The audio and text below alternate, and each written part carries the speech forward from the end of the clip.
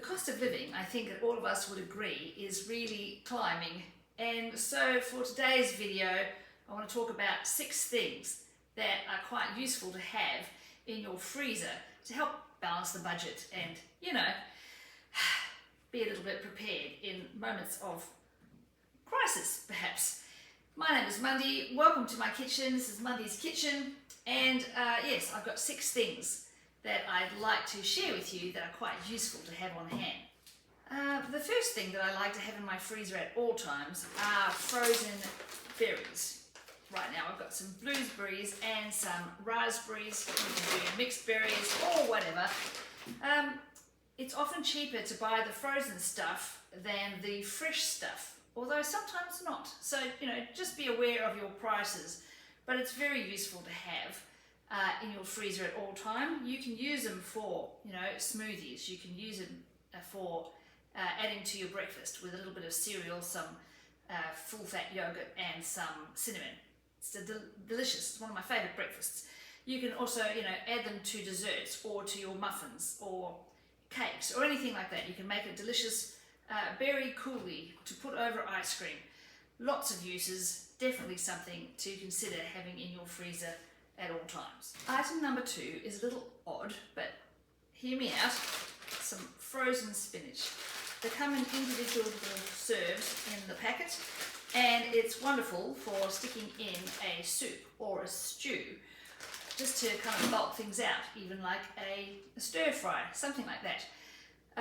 You can also thaw them out individually and add them to things like hummus for a sandwich spread, or you can put it on your sandwich once it's thawed out with some cheese, grated or otherwise, and put it in a toasted sandwich maker or fry it in a fry pan.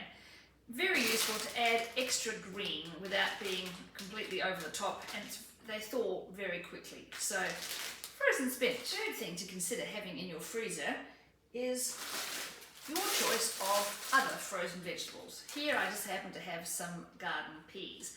You can have corn or Brussels sprouts or frozen carrots or a curious mixture of all the things, but it's useful to have some frozen vegetables just to add to soups, stews, stir fries, all of the above. Or you can just microwave it, obviously in the microwave, with a little bit of butter, and it's like a little side dish without too much effort. So often much fresher than the fresh stuff, actually, surprisingly. So frozen veggies of your choice. Knock yourself out. I like to keep my sliced bread in the freezer. It keeps it much fresher for longer.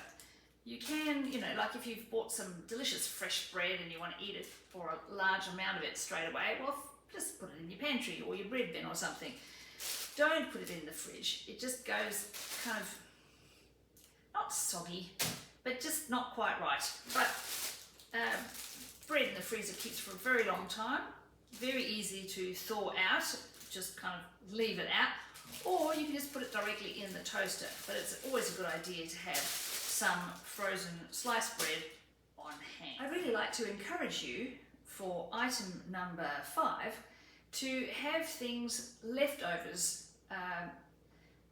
I'll show you an example. I had to leave the country recently, and that sounds nefarious, doesn't it?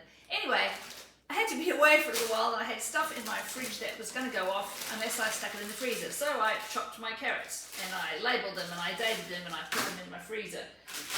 In previous videos, I've talked about having large pots of hummus and what to do with, and see, look, I have frozen little cubes of them and put them in my freezer, and it's a great way to keep grated cheese. When you buy a large block of it, in a previous video I discussed it's much cheaper to buy a block than grated stuff. So grate your own and stick it in a packet and put it in the freezer. So I'd encourage you to have leftover stuff that needs using up.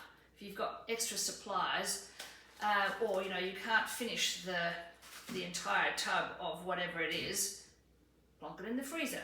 Don't forget to write on it and date it what it actually is, so you don't get horribly confused. And last but not least, item number 6. I would encourage you to put your leftovers, to do some meal prep, and to have your extra food that you've created all ready to go in your freezer. Put it in a plastic container or a glass one, whatever, label it, and have it there for when you come home and you're too tired to cook, or you're unwell, or you just can't be bothered. It's great because it means you've got something that you know precisely what's in it. Often the meals that you can buy that are already made are quite expensive. You know, look, they might be just a few dollars, but you don't actually know what's in them.